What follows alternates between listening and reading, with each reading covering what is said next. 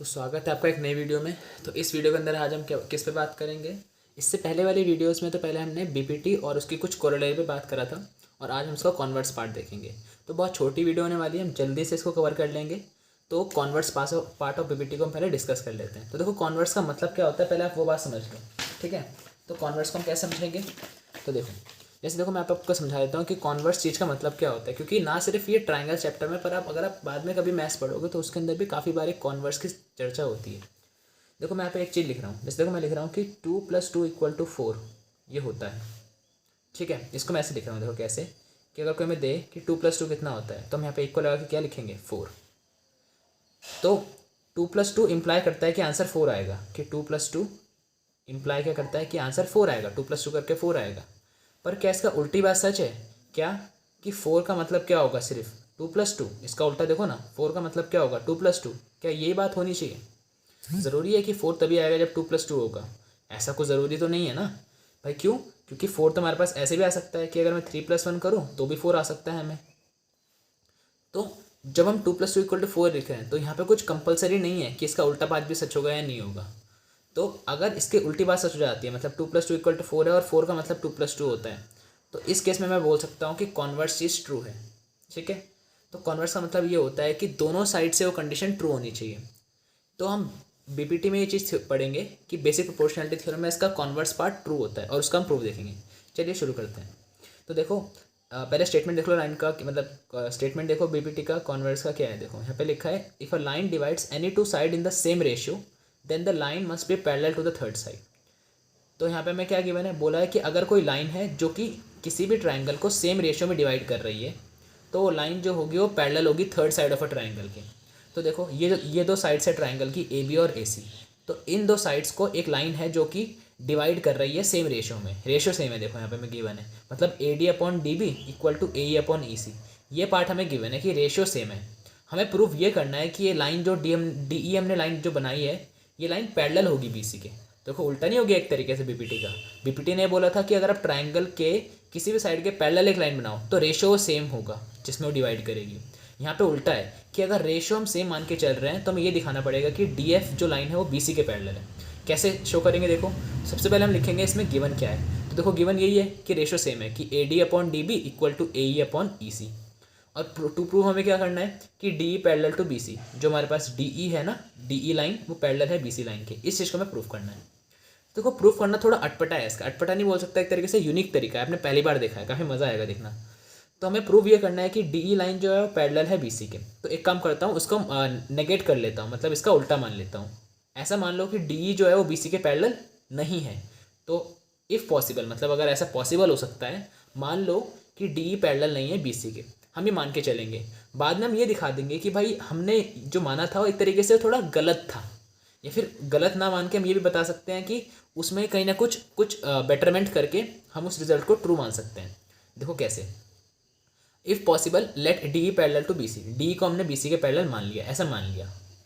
अब देखो यहाँ पे क्या है कि let DF parallel to BC। अब देखो DE पैरेलल नहीं है BC के, अगर DE BC के पैरेलल नहीं है तो कोई और लाइन तो पक्की बात है ना रही होगी जो पैरेलल होगी, जो D से पास कर रही होगी। तो लेट अस सपोज हमने DF एक लाइन मानी जो कि BC के पैरेलल है। देखो DE तो BC के पैरेलल नहीं है, तो कोई ना कोई और लाइन रही होगी, तो लेट अस सपोज वो लाइन DF है, तो DF पैरेलल टू BC, ये हमने लेट कर लिया।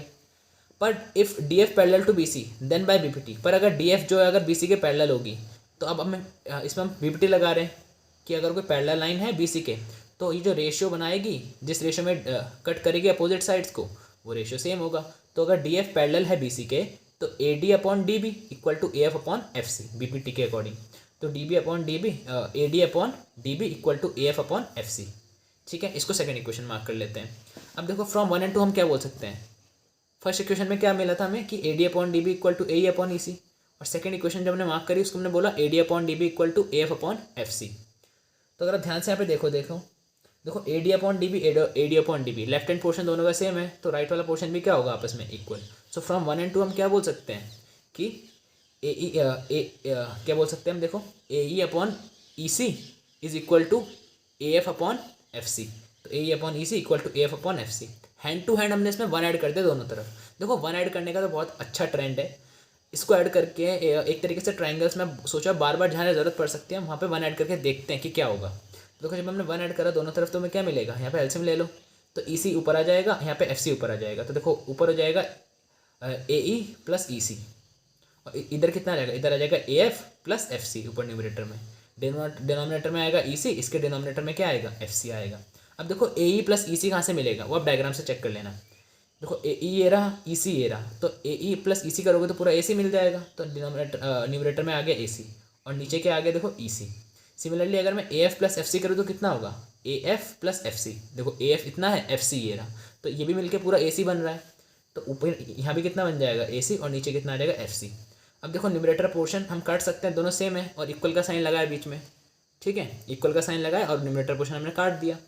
तो यहाँ से हम क्या बोल सकते हैं, देखो इसका डिनोमिनेटर है ई सी, इसका डिनोमिनेटर क्या है एफ सी। तो यहाँ पे देखो हमारे पास यहाँ से ये तो मिलेगा, इसको एक्सपेंड करें तो देखो ये हो जाएगा 1 ई C equal to 1 F C. दोनों तरफ रेसिप्रोकल करो तो क्या मिलेगा, ई सी ऊपर एफ सी ऊपर, तो E C is equal to F C. तो देखो यहाँ से हम फिगर से हम देख सकते हैं तो क्या मिलेगा हमें, देखो ई सी जो है एक तरीके से वो एफ सी के बराबर आ रहा है। अच्छा ई सी और एफ सी बराबर तभी हो सकते हैं, सी पॉइंट तो कॉमन है, अगर ई और एफ सेम पॉइंट हो। आप बताओ ना, दो लेंथ बराबर तब हो सकती हैं अगर कोई एक पॉइंट है कॉमन पॉइंट सी और इस सी से दो लाइनें निकल रही हैं, वो दो लाइन तभी बराबर हो सकती हैं अगर उसमें ई और एफ पॉइंट जो है वो कोइंसाइड कर रहा हो और दोनों एफ पॉइंट देखो सेम साइड में थे।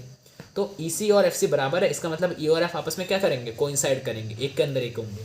सो E F E C equal to F C, इससे हम क्या बोल सकते हैं कि this is possible only if E and F coincide, ठीक है।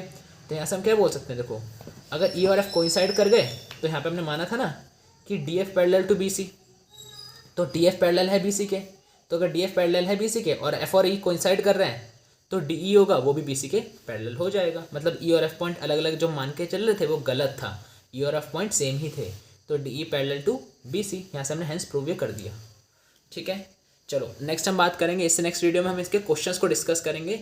हम इजी क्वेश्चंस नहीं लेंगे, हम कुछ अच्छे लेवल के क्वेश्चंस के लेंगे जिससे आपको बेसिक क्वेश्चन तो आप कर ही लो और अच्छे क्वेश्चंस आप उस वीडियो में हम और प्रैक्टिस कर लेंगे, ठीक है। चलो मिलते हैं नेक्स्ट वीडियो में।